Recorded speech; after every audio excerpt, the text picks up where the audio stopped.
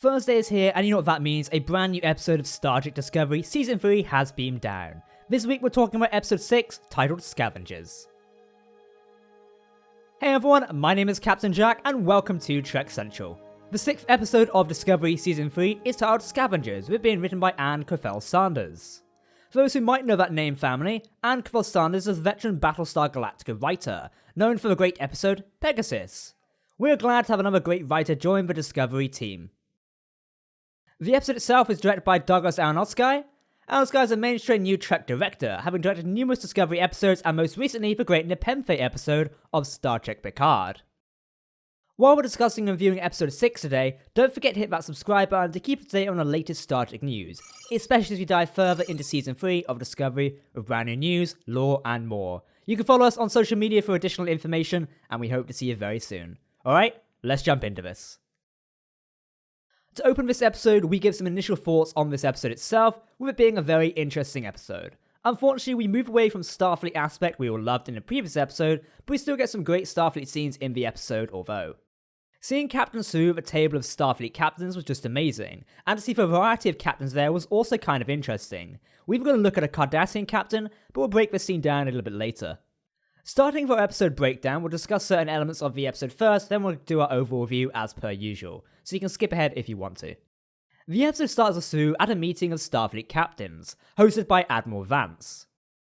We're informed that the Discovery has been refit, which we'll get into a little bit more later, but the main thrust of this meeting really shows us what the Federation has been doing in this post-Burnham future, and shows that they're very much on the back foot.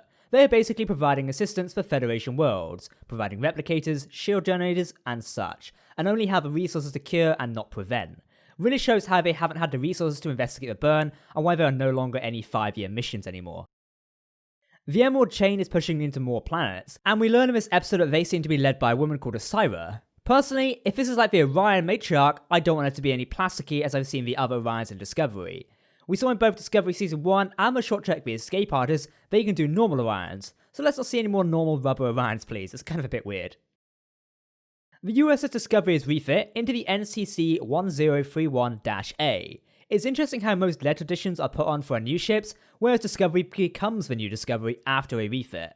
Though you could presume that we have a piece of ship situation, where the refit was so extensive that it might be considered a brand new ship. Now what does this new refit give the USS Discovery that it didn't already have? Well, we'll have to look to a brand new hull, with aptures not only for the 23rd century DOT series droids, but also what looks like to be the 32nd century droids. Alongside this new hull, we have cutaways into the nacelle shots of the ship, as well as the general aesthetic of the 32nd century being added to Discovery, with detached nacelles. Personally, I'm not too sure how keen I am on detached nacelles, but they kind of fit the design nice. We might be doing an extended breakdown of the new Discovery, so keep an eye out for that. I also have to note that while we get these new shots of the new Discovery, we see new shuttles. Finally, in the 32nd century, they've gotten rid of the Class C shuttlecraft, which have plagued Star Trek Picard. They look to be the same style of shuttle that Burnham had as a courier, which I'm interested in what happened to, as she even mentions it in this episode itself. The interior of Discovery has been left roughly the same, for ease of transition, with interfaces and consoles being integrated with programmable matter that reads bioscience, and creates unique interfaces to help the user easily create an interface they can use to do their tasks. I do love this idea of unique interfaces, as a good way to stick with what our current sets and then implement only a couple of visual effects for a bridge crew. Kinda saves budget when you think about it. The crew, though keeping their uniform, a precedent we have seen in previous shows such as DS9, Discovery and Lower Decks, do have the new Starfleet comm badges, which also act as pads, tricorders, communicators and personal transports. We even get a gag throughout this episode of Linus beaming around the ship in the worst places. I'm sure the comm badge has a safety device for not beaming into bulkheads, space or people. We'd have to see a visit from Gene for the hazmat guy. The Spore Drive has also been given an upgrade, though not by Starfleet but by Adira Tal. She has made a new interface for Stamets to connect to the Spore Drive, that doesn't require being stabbed in the arm each time. She also helps remove the Stamets USB arm sockets, which obviously his boyfriend Culper enjoys, not having to be in bed with a man who has USB arm sockets in his arm anymore. What an interesting name for those, so I wish that was a technical name. Before we do get into the main plot of the episode, I guess we should talk about Adira Tal, who was unfortunately largely absent in the last episode. Stamets reaches out to Adira, and fondly even though relates to the experience of having a dead yet still alive boyfriend. It is interesting that Adira and Grey still consider each other partners, and I guess it's comforting, and I'm glad that Grey isn't just a device to provide a sad backstory, but still a character in his own right. Gray and Stamets even bond, weirdly, despite having to communicate through Adira. It'll be interesting to see where this goes. We know that Ian Alexander will be returning with Season 4 of Star Trek Discovery, so whether we will get to another resurrection arc, which I kinda hope not, or will simply work alongside Adira will be interesting to see. Personally, I somehow think he's still alive, but that's me. The main plot of this episode revolves around Book, Burnham and Georgiou. Book's ship arrives without him, set to autopilot with only Grudge aboard. Inside is a message from Michael for Book, saying he has gone to a planet under the control of the Emerald Chain, the Orion Andorian Syndicate, to look for a black box. This black box has a record of when the ships destroyed by the burn were destroyed, as they would stop recording. During the year Burnham sent in this century, she had found 2 black boxes that had stopped recording at different times, suggesting that the burn didn't happen all at once. Commander Burnham goes against Captain Saru's direct orders and enlists the help of Georgiou to take the Nautilus to the planet to not only recover the black box, but also Book. As we saw in the last episode, something is wrong with Georgiou, and it turns out she is dealing with trauma too, with flashbacks of what seems to be her son dying while she was a Terran Emperor. While Georgiou and Burnham arrive at the planet, they find it a salvage planet, hence the title of the episode, Scavengers, as the Emerald Chain are using slave labour to tear apart old ships, including a Hiawatha-type starships for parts to sell to clientele.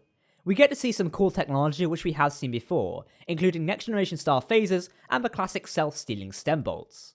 We do meet a character called Rin, who apparently led an uprising against the Emerald Chain and specifically Osira, who defeated them and kept Rin around as a sign of her dominance, and is given a job of chipping new slaves, to make other slaves distrust him so he won't lead another revolt. This seems to be a recent development, as he had his antenna cut off and Andorian antenna would return within 9 months if left untreated, which I'm sure they are in this place.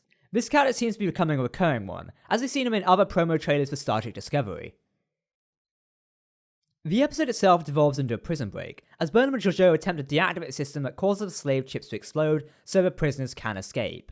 They are successful in doing so, and we get some very cool shots of a Nautilus showing how useful separation is, as it instantly does a 180 by coming apart to take out some guards. The biggest thing that happens is that the trauma Georgiou is experiencing almost makes her lose a fight and burn him in the process, so it'll be interesting to see how this processes.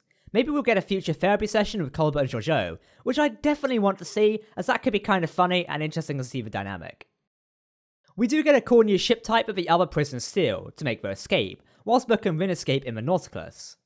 With everyone back on board the ship, we finally get the consequences of Commander Burnham's actions, as she not only has to face Admiral Vance, but a friend and Captain Saru. Captain Saru does make an interesting point, but if this intel was brought to him about Book and a black box, he might have actually signed off on the mission. But the fact Burnham went rogue and did it without consulting anyone undermined not only Saru's authority, but Admiral Vance's as well. The Admiral really can't afford this, as Burnham says. He has to put out hundreds of fires daily, from refugees dealing with a plague last episode to planets under attack by the Emerald Chain. Admiral Vance does not throw Burnham in the brig, as she does get good intel and manage to save lives, but he also allows Saru to decide the proper punishment, and Saru decides to let Burnham go as his first officer. She will remain as Chief Science Officer of Discovery, but this has really endured the trust between Michael and Saru. It is interesting that Saru says he really wanted Burnham as number 1, to gain a sense of things as they once were, but it does now pose an interesting question. Who would become Discovery's number 1? Personally, I would want to see a new 32nd century Starfleet officer to become it, or to get a liaison officer similar to the situation between Sisko and Kira in Deep Space Nine. The dynamic between Saru and Michael here really was interesting. This episode as a whole, we do see some parallels between the first ever episode of Discovery. And that is the end of episode 6 of season 3 of Star Trek Discovery, Scavengers. But let's do a more detailed review of what we thought so far. Getting a USS Discovery A is amazing, but one thing I wish Discovery did give us is glitterless beauty shots of their new starships. We usually have to rely on third-party shots from Eaglemoss models to new ships in Star Trek Online. Obviously I don't want the motion picture level of beauty shots where we just fly around in a ship and look at it for half an hour, but just giving us some beautiful shots wouldn't go a long way to actually showing us what we're looking at. But what can we say about the refit Discovery? She is a beauty, and I hope the next couple of episodes give us a chance to see what she can really do, and hopefully her shields don't fall after a single quantum torpedo. I definitely want to see these detach nacelles and have their life for some extra maneuverability. Personally, I'm not too keen on the idea, but maybe it'll grow on me. This episode was on a much smaller scale, mainly dealing with the Georgiou and Michael mission rather than the situation that Starfleet has found itself in over Arageth. I found the emotional thrust of this episode was quite convoluted, something brought over from last episode where Burnham is defying Saru's direct orders. I do agree with Saru's permission to demote Burnham, as even though she can command, and command well, as we saw in the previous episode, she is still very much in the mind of viewing the ends justify the means. Something that has been further drilled into her from her absence from the Discovery in the last year. If she hadn't been so isolated from the Discovery and crew for that year, I think she would definitely be in a different situation, but alas. However, the stakes in this episode for Discovery were quite low, and I felt we would have been much better if the Discovery did have to jump to Aragath without its first officer, and maybe people didn't die, but the mission wouldn't go as smoothly as expected, and therefore give some more weight to Saru's decision to demote Burnham. I'd even be fine with this happening off screen, but I think if this was the case, even the Admiral would have to step in. Even though the stakes were low in this episode, it definitely helped to further the mystery of this season, and with a burn possibly having a point of origin and coming from a signal which might tie into the tune that everyone knows that was introduced last episode, it is certainly interesting.